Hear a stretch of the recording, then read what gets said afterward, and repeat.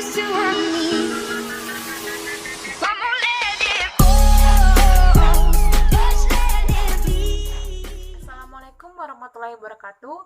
Perkenalkan, nama saya Ariska Widya Andianti dari program vokasi akuntansi NIM 2018-30304. Hari ini saya akan membahas tentang jenis-jenis akad yang ada di akuntansi syariah. Seperti mungkin yang biasa kita dengar itu ada syaf, wakalah, hiwalah, ran, terus kardu hasan, terus wadiah, kafalah. Sebelum kita membahas lebih jauh lagi, baiknya kita harus kudu atau wajib hukumnya untuk mengetahui arti-arti dari jenis-jenis akad tersebut. Yang pertama yang akan saya jelaskan itu tentang syarf. Syarf adalah perjanjian jual beli antar valuta dengan valuta lainnya. Biasanya disebut dengan money changing. Untuk mempermudah pengertian ini akan saya jelaskan. Ini seperti kita misalnya punya uang asing ingin ditukar ke mata uang lokal. Nah, biasanya gambaran transaksinya itu seperti ini. Nah, yang pertama, biar saya jelaskan, yang pertama harus ada kesepakatan antara kedua belah pihak. Nah, itu hukumnya wajib ada kesepakatan sebelum melakukannya akad. Yang kedua, si pembeli membawa valuta yang ingin dia tukarkan itu kepada penjual. Dan yang terakhir, si penjual menyerahkan valuta lainnya kepada pembeli. Yang kedua adalah wadiah. Wadiah adalah titipan nasabah yang harus dijaga dan dikembalikan ketika nasabah tersebut mengkehendaki barangnya untuk kembali. Nah, biasanya gambaran transaksi akad wadiah itu seperti ini. Seperti ini. Dan saya akan jelaskan.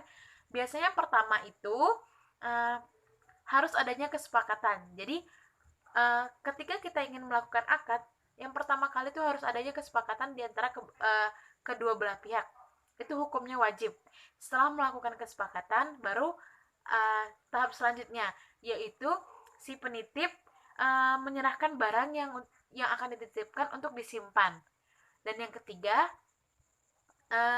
tempat titipan itu harus mengembalikan barang si penitip dengan keadaan utuh, nggak boleh rusak sekalipun ataupun sedikit pun. Nah, biasanya contohnya itu seperti automatic teller machine atau ATM, biasanya kita sebut ATM. Terus ada lagi kenapa bisa ATM? Karena kita bisa istilahnya kita menitip uang kita di ATM, di kartu tersebut ataupun di mesin tersebut, dan kita dapat mengambilnya kapanpun dan dimanapun. Dan insya Allah uang yang di dalam itu nggak akan berkurang kecuali ada misalnya kayak potongan admin dan sebagainya. Dan yang ketiga, kita akan membahas tentang wakalah. Wakalah adalah pelimpahan kekuasaan oleh seseorang sebagai pihak pertama kepada orang lain sebagai pihak kedua dalam hal-hal yang mewakilkan. Nah, gambaran transaksinya itu seperti ini. Contohnya itu seperti contoh sederhananya ini seperti misalnya dalam bidang investasi. Misalnya biasanya ini ketika seorang investor sibuk ataupun tidak mempunyai waktu, biasanya seorang investor ini memberikan mandat kepada pengelola untuk menyusun atau melaksanakan kegiatan investasi guna kepentingan investor sesuai dengan nisbah di awal gitu. Jadi kalau misalnya kita tidak bisa melakukan sesuatu, bisa kita wakilkan. Tetapi ada hal-hal yang tidak bisa diwakilkan. Misalnya sholat, puasa, talak, dan sebagainya. Itu tidak bisa diwakilkan oleh siapapun.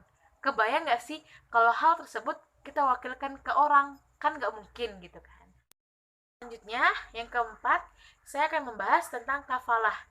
Kafalah adalah jaminan yang diberikan oleh penanggung kepada pihak ketiga untuk memenuhi kewajiban pihak kedua yang ditanggungkan. Nah, gambaran transaksinya itu biasanya tuh seperti ini. Ini kafalah sendiri seperti sama halnya kayak jenis akad tabaruk.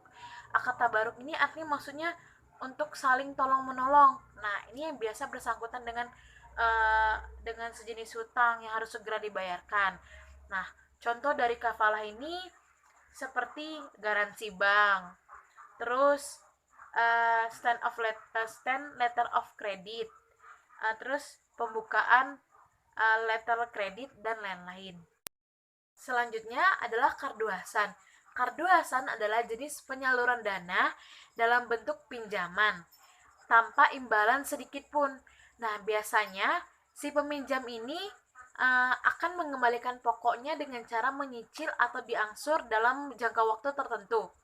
Nah, biasanya si kardu hasan ini diberikan kepada masyarakat yang membutuhkan dana atau kekurangan dana secara finansial. Nah, tujuannya itu adalah tujuan sosial tadi, untuk tujuan sosial. Nah, selain itu juga untuk membantu masyarakat yang ekonominya mengenah ke bawah. Nah, gimana sih cara pelunasannya? Cara pelunasannya ini, jadi itu adalah ada nisbah antara si peminjam dan memberi pinjaman. Berapa lama si peminjam harus mengembalikan pinjamannya tersebut. Tapi dia nggak mempunyai tidak ada sejenis kayak uang tambahan. Si kardu hasan ini tidak ada sejenis uang tambahan. Jadi misalnya nih, saya minjam 10 juta. Saya juga harus mengembalikan 10 juta misalnya dalam jangka waktu 5 bulan. Nah, entah sebulannya saya harus bayar 2 juta atau berapa, itu ke nisbah di awal. Tapi saya tidak membayar kelebihan dari pokok pinjaman saya. Jadi misalnya saya 10 juta, ya 10 juta saya kembalikan. Ini adalah hiwalah. Hiwalah adalah pengalihan penagihan piutang dari orang yang berutang kepada orang yang menanggung hutang tersebut. Nah, hiwalah ini dari sisi objeknya terbagi menjadi dua, yaitu yang pertama ada hiwalah al-haq atau pemindahan hak atau anjak piutang. Terus yang kedua ada hiwalah ad-dain atau pemindahan hutang. Nah, untuk gambaran transaksinya itu seperti ini. Ya. Nah, untuk tujuan hiwalah sendiri itu seperti untuk membantu orang-orang yang atau membantu masyarakat yang ingin menghindari riba tapi telah melakukan transaksi yang riba. Jadi dia akan mengalihkan transaksi riba ini ke transaksi yang sesuai dengan syariah. Nah, itu tujuan dari hiwalah. Yang terakhir yang akan saya jelaskan adalah ran. Ran adalah menahan salah satu harta milik si peminjam atas pinjaman yang diterimanya. Biasanya atau awam disebut dengan gadai. Nah, untuk gambaran transaksi ran itu ada di sini. Nah, dalam ran, gadai itu bukan berarti kita menggadaikan barang kita, terus barang kita itu milik orang lain. Tidak. Nah, dia itu hanya sebuah kayak titipan. Ketika sudah waktu tempo, kita harus membayar utang kita bayar dan barang kita akan dikembalikan.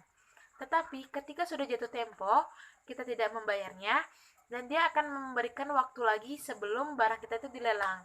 Nah, jika kita belum membayar sampai waktu yang ditentukan pelelangan, maka barang kita akan dilelang dengan ketentuan yang sudah pihak gadai atau orang tersebut tetapkan. Nah, mungkin sekian dari penjelasan saya.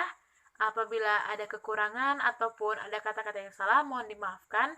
Wabillahi taufiq walhidayah. Wassalamualaikum warahmatullahi wabarakatuh.